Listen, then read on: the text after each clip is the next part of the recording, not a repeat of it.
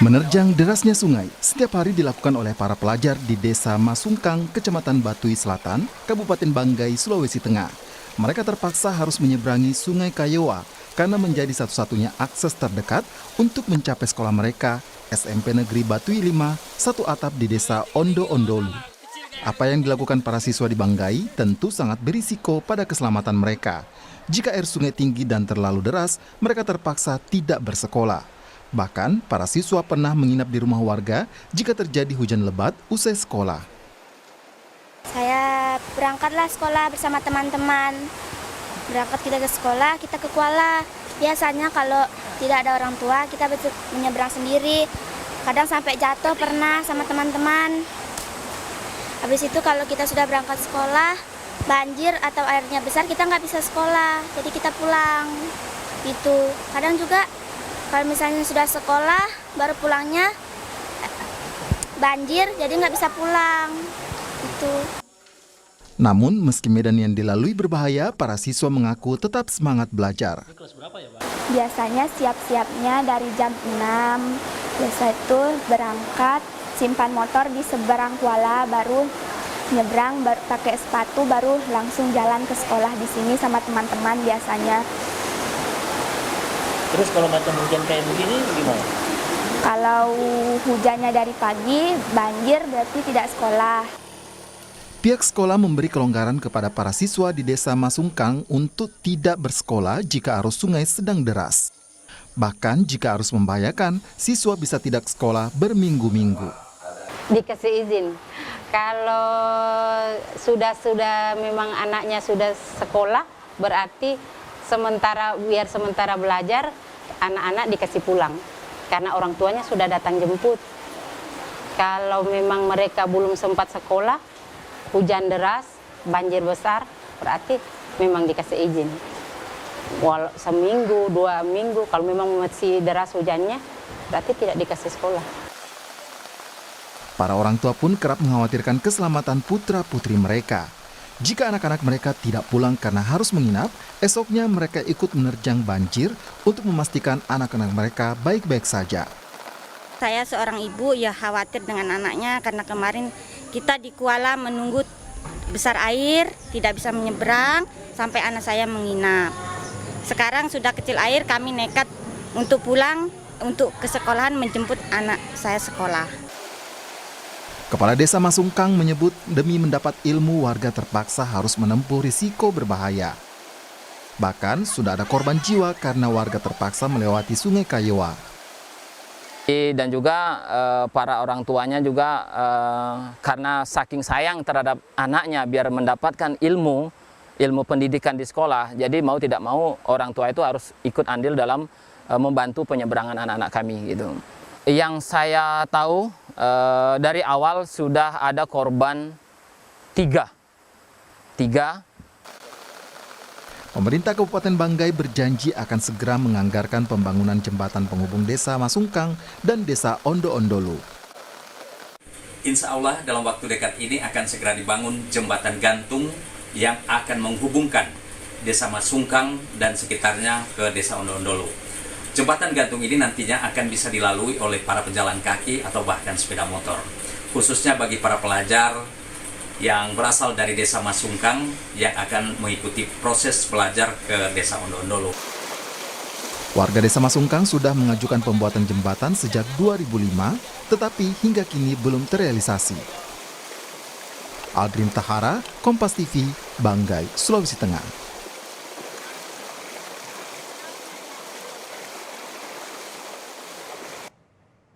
Bagaimana kisah perjuangan siswa dan guru di SMPN 5 Batui yang harus menyeberangi sungai demi bisa bersekolah?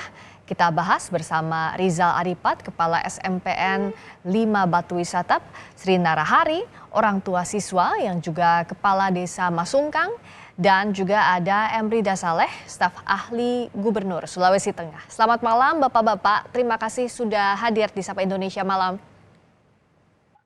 Selamat malam. Terima kasih Pak Rizal, Pak Sri, juga Pak Rida. Saya ke Pak Sri dulu. Sebagai orang tua, juga kepala desa, mengantarkan anak bersekolah dengan penuh risiko, medannya juga berbahaya. Kita tadi lihat bersama-sama videonya. Bagaimana kondisi anak Anda setiap hari untuk menjalani rutinitas yang bisa mengancam keselamatan bahkan? Ya, kami sangat memprihatinkan sekali, sangat bersedih sekali karena melihat anak-anak kami itu tiap hari melakukan menyeberang sungai tersebut gitu. Kalau di musim kemarau ya tidak masalah, tapi kalau di musim penghujan, karena di sini hujannya sangat-sangat beda sekali. Di Kabupaten Banggai ini hujannya bisa dari bulan 5 sampai bulan 9. Itu musim penghujan. Jadi di situ banjirnya beberapa bulan itu pasti selalu ada banjir. Jadi itulah kendalanya anak-anak kita dari Masungkang, kendala untuk pergi sekolah itu hambatannya luar biasa gitu. Kalau akses lain dari Namun, Masungkang, silakan Pak. ya, namun saya juga sangat berterima kasih kepada pihak sekolah karena diberikan begitu toleransi untuk anak-anak kami. Jadi kita kalau musim penghujan begitu diizinkan untuk tidak sekolah. Namun kami sebagai orang tua, kalau namanya tidak sekolah otomatis kan pendidikannya ilmu pendidikannya yang didapatkan pasti Tertinggal ya? tidak penuhnya. Iya. Ya, begitu. Iya, kalau tolong digambarkan Pak Sri, dari Masungkang ke sekolah itu apa tidak ada akses lain? Jalur lainnya seperti apa sehingga satu-satunya jalan harus menerjang sungai? Kalau untuk menuju sekolah satu atap itu tidak ada akses lain, Bu.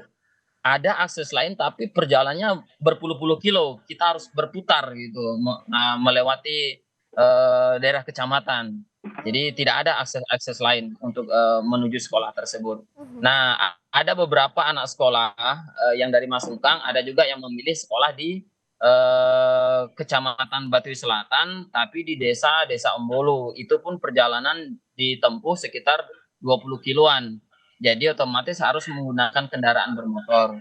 Nah, sementara kita tidak menutup kemungkinan para orang tua mereka kan ada yang mampu belikan sepeda motor, ada juga tidak. Dan juga seperti saya mungkin mampu membelikan sepeda motor, tapi kan resikonya juga di jalan kalau bawa motor kan memang sangat besar juga. Dan juga memang belum diperbolehkan kalau secara undang-undang kendaraan. Jadi anak yang baru SMP belum boleh untuk Membawa mengendarai motor sepeda sendiri ya? motor.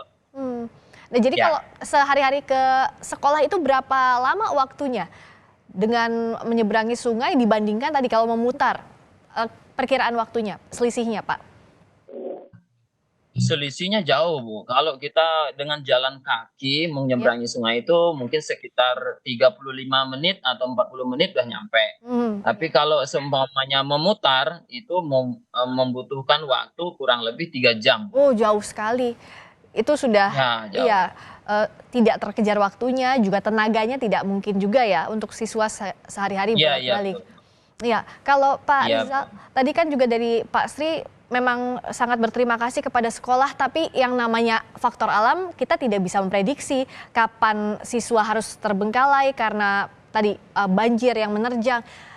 Bagaimana untuk menjaga kualitas belajar mengajar yang terdampak? Otomatis pasti ada ketertinggalan, Pak Rizal.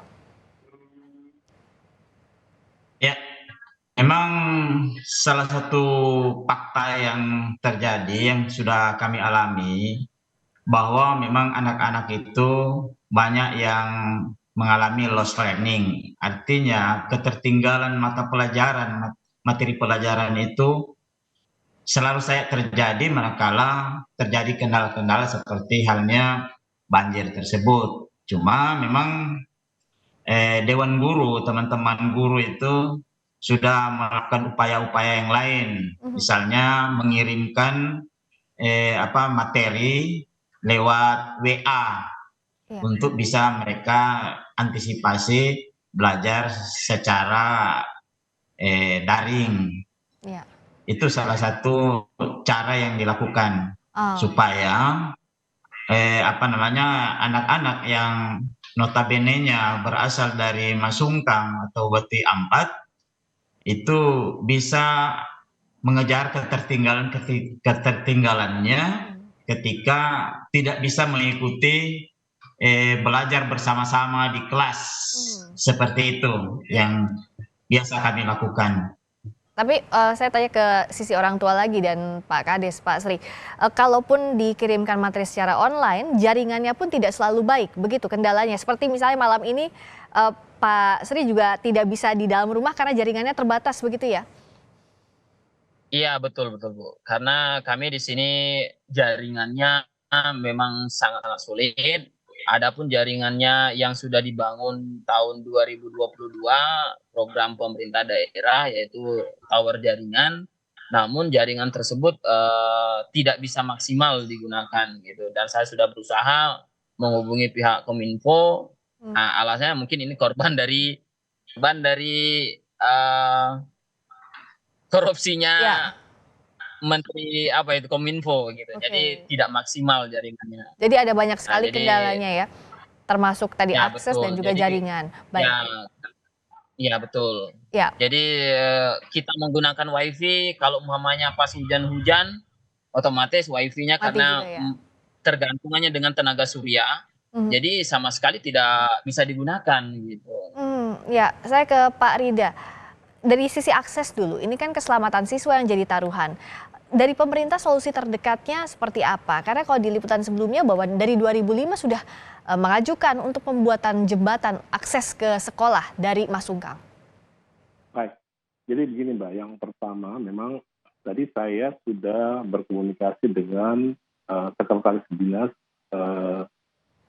bidang marga dan tata ruangnya, dan sesegera mungkin mereka akan melakukan perencanaan ya, untuk 2002 di ABP tahun 2023 ini segera dianggarkan untuk perencanaan dan segera ditindaklanjuti untuk pembangunan jembatan gantung, karena ini infrastruktur yang sangat vital bagi upaya untuk program strategi nasional ya untuk pendidikan kita.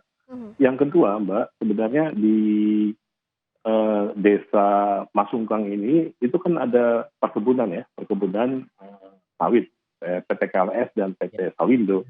Nanti coba kami akan komunikasikan untuk supaya mereka bisa berpartisipasi juga untuk mempercepat infrastruktur di sana ya. Yang ketiga, kalau diminta peran provinsi, maka mungkin segera kita akan komunikasikan dengan Bapak Gubernur mekanisme apa yang bisa digunakan agar ini bisa dipercepat. Jadi itu yang sesegera mungkin harus dilakukan, mengingat ini sangat vital bagi pembangunan sumber daya manusia kita apalagi di daerah Bangga ya, agak jauh dari kota kita. Dari perencanaan sampai ke pembangunan itu berapa perkiraan waktunya? Kalau menurut informasi dari sekretaris dinas ya, untuk perencanaan ini tahun 2023 di ABP ini akan mereka masukkan. Mungkin awal tahun ya itu sudah mulai itu mereka mau membangun jembatan. Namun informasi yang saya dengar tadi itu jembatan gantung, mungkin jadi bisa diakses oleh pejalan kaki dan motor. Untuk mobil mungkin belum. Ya, masih harus menunggu 4 bulan lebih lagi. Tapi apakah Pemprov juga melihat bahwa urgensinya ini sangat-sangat penting? Karena tidak hanya keselamatan tapi juga kesehatan ya Pak. Kita bayangkan siswa-siswi pakaiannya basah setiap hari begitu menerjang sungai. Itu juga yang jadi perhatian semestinya. Betul. Ya, ini menjadi masalah serius ya bagi Provinsi Sulawesi Tengah. Oleh karena itu nanti kita akan lihat. Jadi besok saya akan laporkan kepada Pak Gubernur, dan tadi saya sudah sampaikan sama beliau untuk segera direspon gitu. Jadi mekanisme mungkin hibah apakah mungkin bisa dimasukkan di ABP ya untuk tahun 2023 ini, atau bisa bisa membantu secepatnya. Di samping itu seperti yang saya sampaikan tadi, di sana ada 2 perusahaan yang mungkin CSR-nya juga bisa diikut sertakan untuk bisa mempercepat pembangunan di sana. Iya betul, lebih Begitu, cepat Mbak. lebih baik. Terakhir masing-masing dari Pak Rizal dan Pak Sri juga ada yang ingin disampaikan langsung ke Pak Rida, mumpung kita bertemu malam ini. Dari Pak Sri dulu boleh? Mungkin dari saya dulu atau bagaimana, Bu? Ya silakan Pak Sri. Oke. Saya hanya sedikit menyampaikan bahwa kami sebenarnya sudah lama sekali sebelum saya jadi kepala desa, ada kepala desa sebelumnya juga sudah mengajukan proposal, bahkan sudah sudah berkali-kali setiap tahun diajukan proposal tersebut, namun sampai sekarang belum realisasi, dan juga sempat juga ya cuman hanya dipakai, kami jujur sangat kecewa karena hanya dipakai janji-janji manis politik saja. Jadi seperti itu. Jadi kami harap untuk tahun ini semoga bukan sebuah janji saja, namun harus ada sebuah realisasinya. Jadi seperti itu. Dari Pak Rizal juga singkat saja, sama ya harapannya?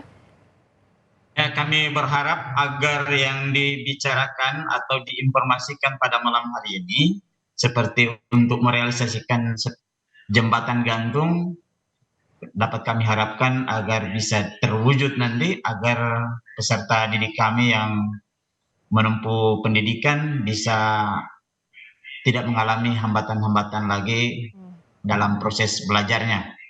Ya. Saya kira demikian harapan kami. Baik, terima kasih Pak Rida juga tadi sudah menyampaikan, semoga segera terrealisasi. Terima kasih Pak Rida Saleh, staf ahli Gubernur Sulawesi Tengah. Terima kasih juga Pak Sri Narahari, orang tua siswa, yang juga Kepala Desa Masungkang. Terima kasih juga Pak Rizal Aripat, Kepala SMPN 5 Batu Wisata telah hadir di Sapa Indonesia Malam. Selamat malam.